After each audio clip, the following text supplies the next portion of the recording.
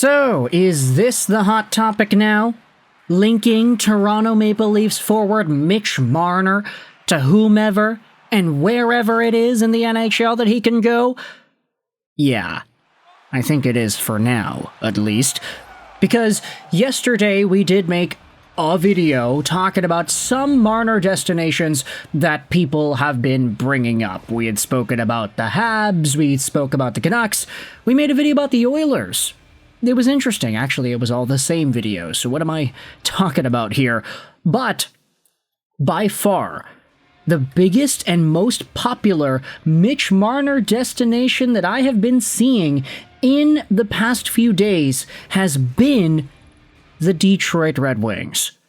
Everybody is talking about Marner and the Detroit Red Wings. Everybody is talking about if this could actually go down and if it would be a good move.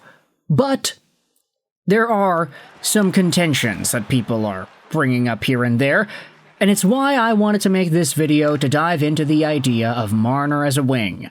And there isn't really one particular place that it started. It was kind of talked about by a bunch of fans, to be honest. There isn't one main analyst that got the ball rolling on this idea, but if you head over onto Twitter, you'll see a user by the name of Apple Cider, obviously referring to the amazing drink. And they have a Mitch Marner in a Detroit Red Wings uniform as their profile picture. Respectfully, I believe any Wings fan that doesn't want Mitch Marner is stupid.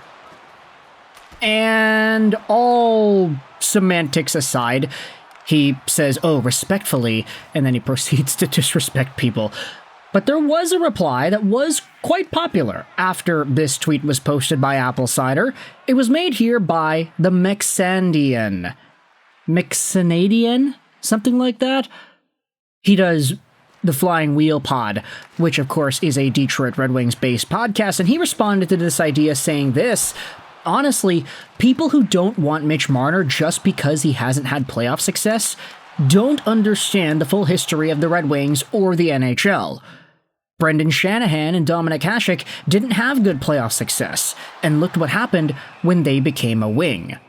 Marner is too good to suck. A reply says it took Steve Yzerman 14 years to win as a player. I'd love the burden of trying to place a 100-point scorer into the lineup and figuring out how to win in the playoffs when we get there. Honestly, everybody is concerned about his playoff performance, and I'm sitting here over here like, whoa, you had me at being in the playoffs.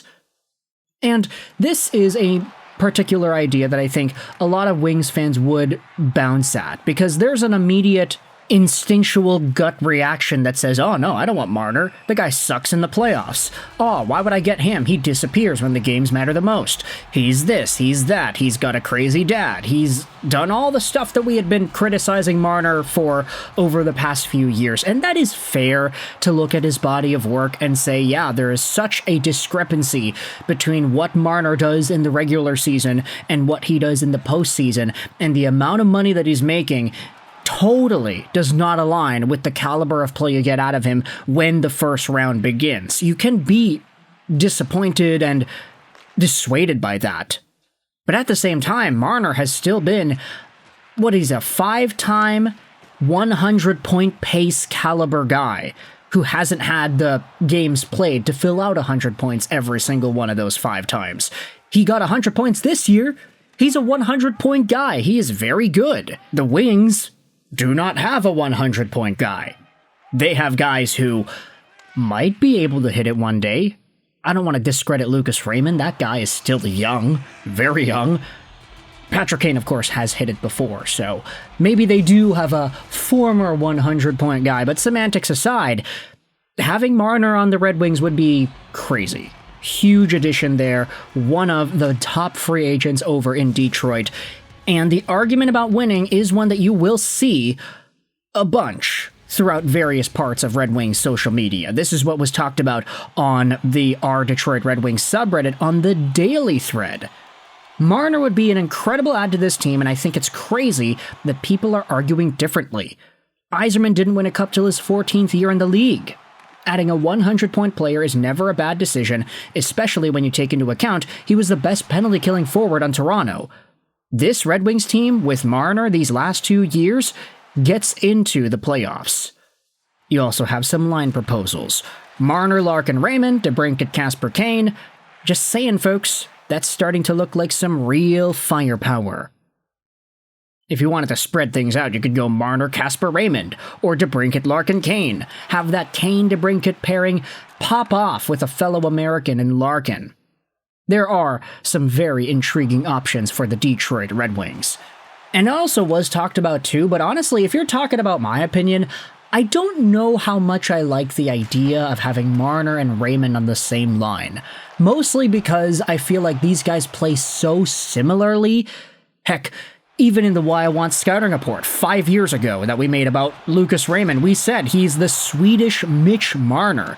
And over the course of Raymond's career, we have kind of seen that come to fruition. He plays with a lot of pace, he controls the puck well, he's got some nifty hands, he can play well defensively, and he just has that Mitch Marner style on lock. It's very interesting, the idea of playing both of them together. Ultimately, I would assume that it wouldn't work too well. Having Marner with a guy like Patty Kane or a DeBrincat or something, that sounds crazy. Of course, though, I don't want to discredit what Larkin and Raymond and Marner could potentially do together. I mean, Marner and Raymond are both so smart and so skilled that they could probably adjust to each other, but then again, it's like if you have two guys that play exactly the same way, would spreading the wealth not be a little bit more profitable? And the Red Wings do have the salary cap space necessary to make some sort of an addition. That's why everybody's talking about them in this way, especially if they buy out Vladimir Tarasenko. Guys whose contracts are expiring, they're getting Jeff Petry's off the books, they are getting Patrick Kane's $4 million off the books. They have quite a sizable amount of cap space at a projected $21 million. So if they wanted to add this kind of a guy, they could. Yzerman, we've been talking all this time about how you gotta stop bargain bin hunting. Stop getting the extras, the older guys that aren't really all too great, and giving them big money instead. Why not swing for that big fish? Would you rather have one Mitch Marner or an Andrew Kopp and a Compher? Like, I'm sorry, that's just kind of how the salaries work. Okay, maybe add on another guy, like a Mott or something. Mott, Compher, and Kopp, or a Marner. At some point, you gotta get your assets that are very, very good, and Marner will be available. So for the Detroit Red Wings, I'm not saying that I would specifically want it, but I do say that the argument exists, and the argument makes sense too. Shanahan, Hasek, Yzerman, these guys, it took them a while to win. Shanahan especially, and I think it's so funny to bring up Brendan Shanahan as a Red Wing of the past who didn't really go too far with the Devils or the St. Louis Blues in the playoffs. He was a great player, 100-point caliber guy, but he went over to Detroit and then started to win some hardware.